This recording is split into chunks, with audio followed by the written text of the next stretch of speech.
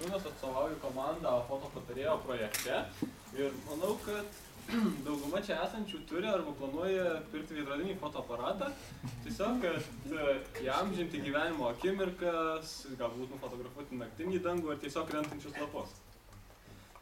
Bet po kiek bandymų pasimato, kad nuotraukos nekokybiškos, susilieja ar dar kaip nors netinkamos naudoti. Tada jums tenka susidurti su ilgomis instrukcijomis, sudėtingom ir nuobodžiom knygom, kurias perskaičius galvoji milijardai įvairių žodžių ir teiginių, kurių tu net nesupranti, o apie praktinį panaudojimą tiesiog net kalbos būti negali. Todėl mūsų produktas būtų tiesiog paprastas būdas jums padaryti aukštos kokybės nuotraukas ir tiesiog tai būtų taip paprasta, kaip išsikepti kiaušinienę. Taip paprasta. Ačiū Andriui. Ir dabar minutę pasitarti Komandom išmaniojo atliekų tvarkymo sistema, muziejų gidas ir Monika.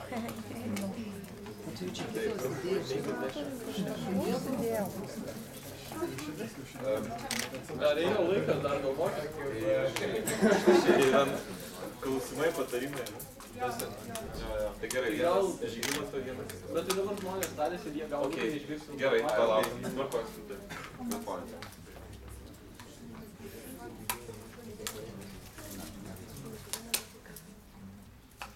Jau taip.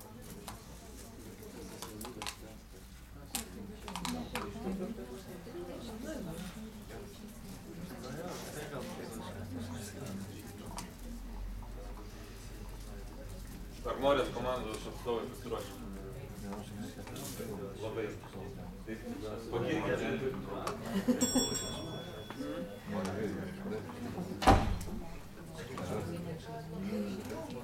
Volume up. Tai norėčiau pagirti, kad sutilpo laiką, kad kalbėjau užtikrintai, kad šypsosi, akivaizdžiai šypsena. Ką galima būtų pagerinti, tai šitą dalyką. Šitą va? Jo, dabar.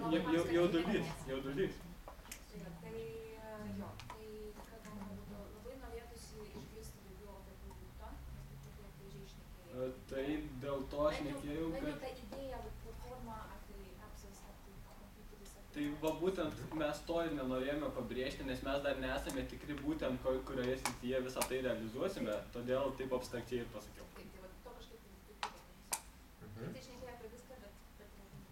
Taip. Mes va būtent to ir tikėjomės, tai kitame pristatyme jau pasistengsim daugiau.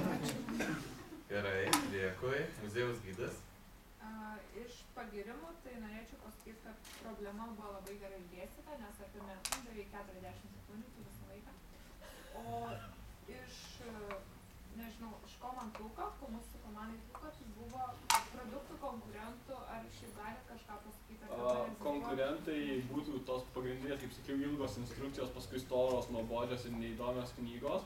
Taip pat yra simuliatorius foto, kuriame daugmaž tu realiai gali pabandyti, bet kaip po tokios lengvai pavaizduotos medžiagos nelabai rasi, ten jau grynai tiesiog testuojasi kažką, ką žinai.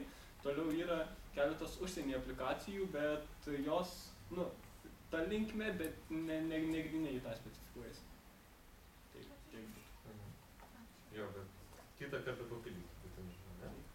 Gerai, ir išmaniojo atliekų tvarkymo sistema.